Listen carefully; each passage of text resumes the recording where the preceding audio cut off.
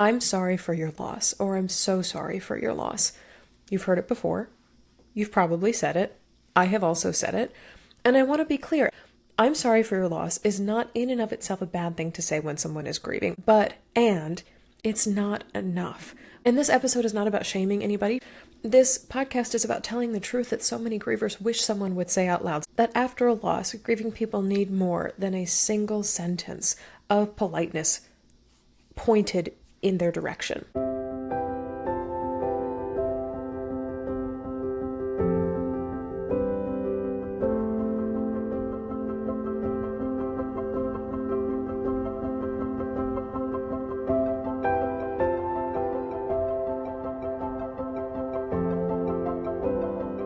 Hi there, grief growers, and welcome back to Grief Grower. I am so delighted to be here with you today. As always, if you have been growing alongside me in my work for a while, welcome back. And if you are new to me and my work, hello. My name is Shelby Forsythia. I am a grief coach, 2-time, soon to be 3-time author. We'll talk about that in a second. And the founder of Life After Loss Academy. And I have had the honor of helping thousands of grieving people stop feeling lost, stuck, heartbroken, and overwhelmed, and start building lives that they genuinely love from the lives that loss has forced them to live. And when I say loss, I do not only mean death-related losses. I also mean losses like divorce and breakup, major diagnosis, whether that's health or mental health, and any other loss that changes your life. Here on Grief Grower, we believe that grief is not something to get over. It is something that we grow with and alongside. And that when we, as people, as a society, stop treating grief less like a problem to be solved or something that's wrong with you, and more like an invitation to live more deeply, we create meaningful lives that are rich with the memories that we carry from loved ones who have died or from relationships we've been in, the struggles that we face, the things we've seen and been through, and the precious awareness of what it is to be right here and right now. And today on the show, I am so thrilled to be continuing our Supporting Someone series. This started in August of 2025. This is a very slow burn lead up to the release of my third book, which is called Of Course I'm Here Right Now. And this is a book that literally is a pocket guidebook. It is so short and impactful. That is 3 actually helpful phrases to say to someone grieving. This is not about actions that you take to support someone grieving. This is not about ways you can improve HR policy at work to support someone grieving. This is literally the guidebook for someone I love is in a state of distress, suffering, or pain, and I do not know what to say. This book are the words to say. And today on the show, I want to talk about the common phrase, I'm sorry for your loss. This is something that some grievers appreciate, some grievers do not, for many, many reasons. And I think one of the things that has echoed the most strongly for me across the grief groups that I lead, things I see from grievers on social media, across the internet, and things I talk about with the grieving people in my real life is that, like, sorry for your loss is fine, but it isn't enough. And so I want to talk about why I'm sorry for your loss isn't enough, and what you might like to say or might be more appropriate to say to a grieving person in your life instead. Because for those of us who have experienced a devastating loss, whether, again, that is death, divorce, diagnosis, or some other life-altering transition, the silence that we often feel from friends and family that follows the loss can be overwhelming. But something that's equally disorienting is what does get said, the phrases that do get said. And one of them, a huge one, is this phrase, I'm sorry for your loss, or I'm so sorry for your loss. You've heard it before. You've probably said it. I have also said it. And I want to be clear at the very, very top of the show here. I'm sorry for your loss is not in and of itself a bad thing to say when someone is grieving or their life has been upended in some major way. And it is also in the minds and perspectives of so many grievers, and we're going to get into why, it's not enough when someone in your midst is grieving. And this episode is not about shaming anybody for trying to be kind or courteous or kind of follow the societal script or rules when someone is mourning in our midst. This podcast is about telling the truth that so many grievers wish someone would say out loud. So hello, microphone for grieving people right here. That after a loss, grieving people need more than a single sentence of politeness pointed in their direction. Grieving people need and want ongoing connection. They need words that go beyond those that are printed in a Hallmark sympathy card, and sometimes the phrases that we've been taught to say by society, by the media, like, I'm sorry for your loss. they become so overused or so automatic, they're just like a default reaction, that they stop landing the way that we, as the people who are trying to offer support and make our friends and family feel better, think that they will. And so for the whole episode today, I want to talk about why. Why does the phrase, "I'm sorry for your loss," feel like not enough to grieving people, and offer you some alternatives to what to say instead. So many of us default to, "I'm sorry for your loss," because of, societal norms, societal scripts, societal expectations. We learn to perform or demonstrate sympathy after a loss, oftentimes, the same way that we learn to write a thank you note or complete a job interview, through scripts. There's kind of a way this normally goes, and if A, then B. If someone experiences a loss, we say, "I'm sorry for your loss," and that is a way that we show that we care. And when someone that we care about is grieving, that is what we do. And it shows up in condolence cards, in workplace emails. I referenced HR at the top of the show, text messages between people, between friends, the group chat, in funeral services, and in that handshaking line that a lot of people stand in after they've lost somebody to death, and in moments where words fail and we feel a pressure to say something, anything. "I'm sorry for your loss" is kind of like the thing that fills in that space. And "I'm sorry for your loss" is simple, it's short, it's polite. And for a lot of people, it feels like a very, very safe phrase to say because it's non-religious. And in a lot of ways, expressing, "I am so sorry for your loss" feels true. And I'll kind of get at why, because a lot of people, comforters, supporters of grievers, helping professionals, they say "I'm sorry for your loss" should be fine enough because the etymological origins of the word sorry literally mean distressed or full of suffering. So it makes sense then that in using this phrase or directing it at someone who is grieving, you are trying to relay your own heartbreak to the grieving person, a friend, family, coworker, or a stranger who is suffering, because taken very literally, "I'm so sorry for your loss" equals, "I'm full of sorrow for your loss, my heart breaks with yours." And so we'll get to this in a second, but the sense that a lot of comforters have is this is a helpful phrase. It's a helpful thing to say. This statement, "I'm sorry for your loss, my heart breaks with yours," is meaningful and with a certain tone can be touching. But I think that one of the problems with this phrase is that it has become so common and so commercialized and capitalized and corporatized that when it's said all by itself with no follow-up or with no additional padding or context around it, it fails in and of itself to provide real comfort or compassion. It cannot really stand on its own. And the saddest part about this is "I'm sorry for your loss" is a lot of times all that any comforter or supporter, all that we were ever taught or all that we know to say. And I really want to be gentle and tender and compassionate here because I am a griever. I am also a supporter of grievers. And I want to recognize that everyone who says "I'm sorry for your loss" usually has very good intentions. This is where we get to talking about intentions of comforting someone who's grieving. The goal is to make someone feel seen or heard or to feel better or to recognize that they are not alone in this. And the thing I want to kind of get into your ear holes, especially if you are supporting someone grieving in this season, is that the issue is not the intention behind the phrase "I'm sorry for your loss." It is 100% how it is landing for your griever. This is a concept called intention versus impact. And if you'd like more on this, there's a wonderful short video on social media. I found a version on YouTube. You can also find it on TikTok and Instagram from Therapy Jeff called Intention versus Impact. If you have ever been on the receiving end of dozens or even hundreds of condolences that all revolve around the phrase "I'm sorry for your loss," you will understand this, because after a while, this one singular phrase, "I'm sorry for your loss, my condolences, I'm so, so sorry for your loss, I'm so sorry that they died," or what have you, it starts to feel like it's just the sea that you're swimming in. It feels like a phrase that people say when they want to just check the box of, "Yep, I said something, I reached out," and then return to their normal lives. So for many grieving people, "I'm sorry for your loss" feels like this bland, obligatory statement. For other grievers, it feels like the end of a conversation. "I'm sorry for your loss, period." A period on the end of a sentence when a much deeper exchange about the loss or about how they're feeling or about how they're doing could have happened. And I'll give you an example from my own life to see if this resonates with you.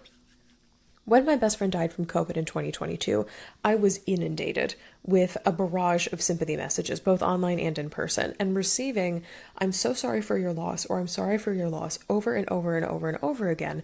It genuinely felt, I was mad. It felt like the very least that people could do. Because my best friend Tammy was a vibrant activist and a close neighbor. She lived like 4 blocks away from me and a decade-long friend. We had a very rich history together. She wasn't just my loss. "I'm sorry for your loss." She was a crucial part of my world that was no longer here on earth. And "sorry for your loss" did not feel like nearly enough of a response to her death. I knew logically in my brain that people had good intentions. I've been a grief educator since 2016. I wanted the people in my life to recognize in words the enormity of what and who I had lost and validate how life-changing this season, especially because her death was unexpected, was for me. And another post that I saw on the subreddit grief support read, "People who text me and say, quote, 'I'm sorry for your loss' are pissing me off. My grandpa died August 4th, 2024. We buried him and I fell gravely ill after his funeral. I don't even know how to process anything. We lost him and my mind thinks he's still here. I spent the last year getting closure, which was great. Now I'm left with so much anger. I want to scream at every person texting me that they are sorry for my loss. They are not. I left them all in unread since the funeral. They have not reached back out. I am just so mad at everyone pretending to care." And like this person who posted on Reddit, many grieving people expressed receiving loads and loads of condolence messages immediately after a loss with no meaningful follow-up afterwards. This leaves them feeling abandoned at a critical time with "sorry for your loss" acting like the language nail in the coffin of the relationship. Those are going to be your final words to each other. And then you just never reach out with regard to the relationship or ask about their grief ever again. Like what is that? What is that? And that is so often what happens after an outreach of "sorry for your loss" occurs. Other grieving people will say things like, "After my divorce, it felt like everyone was reading from the same script. I wanted someone to look at me and say something that felt real, something besides 'I'm sorry for your loss.'" Still, other grieving people recognize phrases like "I'm sorry for your loss" are polite, but still fail to acknowledge or ask how they, the grieving person, are doing. "Sorry for your loss." No check-in on how they are, how their heart's doing, how are the kids, how's the family, how are you holding up? No status report or no further questioning of how are you getting through this? And then sometimes, especially for younger grievers, the phrase "sorry for your loss" is confusing because it can imply fault or apology. Another post I saw on Grief Support Reddit simply said, "What do you have to be sorry about? Did you kill the person who died?" I feel like people just say "sorry for your loss" because they're sorry that they only have a generic response to say to the person who is struggling during a hard time. And to me, that's it's very remarkably funny. Grievers are very funny people. But yes, especially for grievers who are young or potentially neurodivergent and take things very literally, to say, "I'm so sorry for your loss," it's like it wasn't your fault. It can come off as an apology or an admission of blame, but unless you are responsible for the death of a person who died and the person who is grieving a death, for a lot of people that doesn't compute. And what all of this adds up to is saying "I'm sorry for your loss" often avoids the very things that grievers long for the most. Things like connection, things like shared memory, things like witnessing or presence or emotional validation and continued relationship. And it doesn't mean, once again, this phrase is not bad. It is not inherently malicious, but it does mean that we can do better as people who are supporting grieving people in our midst. So now's the part of the episode where we get to what to say instead of "I'm sorry for your loss." In my new book, Of Course I'm Here Right Now, I share 3 powerful phrases that go deeper than "I'm sorry for your loss." These are phrases that open doors instead of closing them, because grief is not something that can be wrapped up in a single sentence. It is something that needs to be met again and again with curiosity, care, and presence. And these are just a few tips from Of Course I'm Here Right Now, kind of sprinkled in with other things that I asked my community and the grievers in my midst to provide for me as what would you rather people say, as opposed to "I'm sorry for your loss." And the number one answer, ding, ding, ding, is say their loved one's name or mention their specific loss, because there is something really special about hearing your person's name after they die. It is a reminder that they existed, that they mattered, that people still remember them. And so instead of saying "sorry for your loss," you might try, "I've been thinking so much about Teresa lately. I still remember the story you told me about her trying to grow carrots and feeding a family of bunnies instead." David made such an impact on me. I'm holding his memory and his lessons about golf close. Or if you didn't know the person who died, I didn't know your aunt, but it sounds like she was really significant in your life, and I know that you miss her. And if the loss that you're talking about is non-death related, you can still mention their specific type of loss and validate that this is what they're going through. So to say, I'm sorry that divorce is your reality right now, it doesn't seem fair. Or, as I said to a friend very recently, living in a human body is hard. I can see how much this new diagnosis is changing your life. Or, I can see how hard you're trying to settle into your new day-to-day routine. Losing a job is no joke. And just really honoring and validating the circumstances that they are in. And you don't have to say, again, the perfect thing. We're not aiming for perfection here. We're aiming for something that's personal. And here's a pro tip from me to you as a grief coach and someone who has supported grievers for many years. If you're thinking it internally, wow, that must be really hard. She's got 3 kids at home. She lives by herself, or he just lost a job last year, or his dad was the closest thing to a friend that he had. You can say things like that without the judgment. You can say, I know you've got 3 kids at home. I imagine this is really hard for you. Or, I know your dad was the closest thing you had to a best friend. I can sense how much this hurts, or I can see how life-changing this is for you. If that is information you know and you're already thinking it in your head, it's okay to say out loud. It's not something that is judgy or too invasive. It is you recognizing either the depth of their relationship or the reality of their circumstances. And that is a way of connecting much more deeply than simply, I'm sorry for your loss.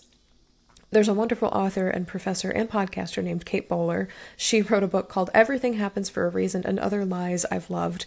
And then she wrote a book recently called No Cure for Being Human, both of which I have read. And she recently posted on Threads, like this week. She said, Everything Happens for a Reason is out. Wow, that's a lot, is in. So instead of telling people who are going through hard things, everything happens for a reason, or I'm so sorry for your loss, try saying, wow, that's a lot, because that is a lot more validating and comforting to people, being acknowledged and witnessed in that way, than, sorry for your loss. The number 2 thing you can do instead of saying sorry for your loss is speaking to the reality of their pain, and we touched on this a bit in number 1. And I want to really drive home here that you do not have to understand someone's grief to acknowledge that it is painful. So instead of some sort of generic condolence, I'm sorry for your loss, you can say something like, this must be so heavy for you right now. Or, I can imagine this has changed everything about how you move through the world. Or, I'm struggling to find the words for this, I bet you are too, but I can see how much you're carrying. I have not forgotten your person. I have not forgotten the fact that you are grieving.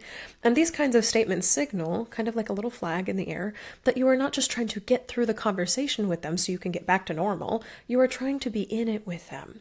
You are taking 2 seconds out of your day to recognize they're going through something really hard, while they also have to exist and be human just like the rest of us. They go beyond just acknowledging the loss and do the work of acknowledging your griever, the person who is experiencing and living in the aftermath of the loss. And then number 3, alternatives to I'm sorry for your loss, have a statement that makes it clear that you're going to keep checking in beyond this present moment. Because, as we've said on this show before, grief doesn't end after the funeral or after the divorce is finalized or after the initial moment when someone tells you that they're going through something hard. And for many grieving people, the loneliest part of life after loss comes in the weeks and the months and the years after the casseroles stop coming and people stop checking in. And this one single phrase, I'm here for you now and into the future, can be so incredibly comforting for grieving people. Or you could say variations of this. For instance, I'll keep checking in with you each Thursday, but you don't need to respond. Like send a text every Thursday or send an email each Thursday or saw this article and thought of you every Thursday. No need to respond. I'd still like to get coffee once a month if that works for you. We can do the location by your house if that's easier. Just offer and keep offering. Or let's book a weekend around your mom's death anniversary if that feels good. Let them say, yeah, that feels good. No, it doesn't. Let's do a different weekend. Just placing offers at their feet. Or consistently checking in even if they don't respond, especially at first, because a lot of people are tied up in the sad administration, paperwork of life after loss. And if you want to, this is kind of the asterisk at the end of these 3 alternatives, if you want to, or if you must say, I'm sorry, if this is part of your, again, I'm referencing HR a lot in this podcast, but if I'm sorry for your loss is part of your script, let it be a doorway to something else, not a period on the end of a sentence. So you can say, I'm so sorry, can I bring you dinner tomorrow? Or if you're speaking on behalf of a company, you can say something like, we're so sorry for your loss, here's a week's worth of dinner on behalf of the company, and send them a gift card that they can use at their own time, at their own pace. You can say, I'm sorry for your loss, I'd love to hear your favorite story about your uncle, or I can tell you one of mine. Or you can say, I'm so sorry that this happened, how is your heart today? And transfer immediately from acknowledging the loss to checking in on the person who's grieving. Ultimately, the goal of these phrases is to let your words be an invitation to keep talking, to keep sharing, to continue to stay connected. It is not a closing of the door in a single sentence. It is a continuation of a relationship that already exists. And the thing I want to leave you with before we sign off today is your words matter so, so much after loss. That is the whole reason that I wrote this book, Of Course I'm Here Right Now, because words can take us out at the knees, or they can make us feel like we are not the only ones in the world who are suffering in the way that we are, or even if we are, that we are not alone in seeing and witnessing our suffering. And when someone that we love is grieving, their entire world is destabilized. The foundation has fallen out from underneath their feet, and a lot of times, very understandably, they are clinging to whatever human connection they have or that they can find. And the words that you offer, however small, however short, however frequent, can either reinforce this sense of I'm alone in the world or I'm alone in my grief, or keep the door open to your presence and care. Supporting somebody who's grieving is not about scripts or formulas, X plus B equals Y, or whatever the case may be. It is about your relationship to the person who is grieving, and words are one of the best, free, might I add, ways to maintain and strengthen a relationship where one or more participants in the relationship is going through grief. You do not have to get it exactly right. You can even say, I know I'm not going to get this right, but, and then insert phrase here. But you do have to show up with some flavor of sincerity and interest and care and compassion. So when you say something like, I'm sorry for your loss, it's not the worst thing in the world. But what grieving people truly long for, what they've told me, what they've posted on the internet, what they're telling other grievers in their lives, what they're sharing in grief support circles, is that they long for something deeper than that. They want to be talked to like real people, and they want to be reminded that their pain is seen, or that their person is remembered, or that their grief is welcome, their emotions are welcome within the context of your pre-existing relationship. So as a society, I propose we stop treating I'm sorry for your loss like it's the end of a conversation, and start treating it like it's the beginning. I'm so sorry for your loss. I'm so sorry that happened. What's next? Where are we going from here? I'm going to keep showing up for you this way, or tell me a story about this, or I'll tell a story about this, or I can validate how hard this is for you. All of those things are next steps that come as the after to I'm so sorry for your loss. And if you want more tips and scripts to support somebody who is grieving, this podcast, as I mentioned at the beginning of the show, is part of a series called Supporting Someone Who is Grieving in Your Life, without overthinking it, without freezing up, without defaulting to cliche sympathy card hallmark phrases. And if this episode was helpful to you, I really encourage you to pre-order my book. Of course, I'm Here Right Now. It comes out in March of next year. And in this book, you will get real-world compassionate guidance in a pocket guide style. It is so short for a book on what to say when someone you care about is grieving. And it is a guide from a grief coach with the words of grievers embedded in its pages that has easy scripts and tips and tools for comforting a grieving person, so that you stop feeling afraid of saying the wrong thing and instead enter every single conversation in your life with language that relays your presence and support and care, whether you are a longtime deep friend of a griever, or a recent acquaintance, or a person in a helping profession. And I would so appreciate you pre-ordering this book. It helps me as an author. And of course, after you read it, it will help so many grieving people in your midst. And I will say, as a little PS on top of this, if you are a grieving person and you are not supported by people in your life right now, this book is also written in such a way that you can be your own comforter. The scripts, the tools, the exercises, everything included in here can also be framed in such a way that you are comforting yourself as you navigate life after any sort of devastating loss, death, divorce, diagnosis, and so much more. And you can find a link to pre-order Of Course I'm Here Right Now in the show notes.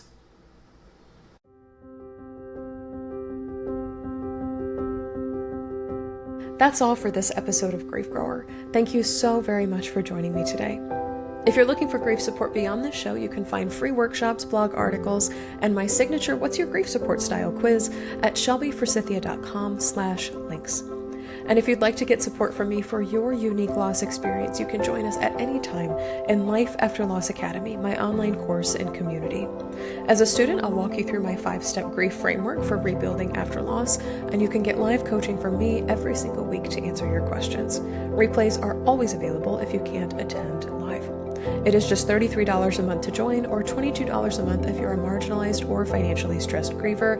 No questions asked, and you can cancel at any time. If this podcast felt validating, comforting, educational, or otherwise helpful to you, please subscribe and leave a review on Apple Podcasts or Spotify. And be sure to share this show with a friend, because you never know what someone you love is going through. Grief Grower is hosted by me, Shelby Forsythia, and the theme music is composed by Addie Goldstein. Until next time, Grief Growers, I see you. I am so incredibly proud of the work that you're doing in the world, and I love you. Because even through grief, we are growing.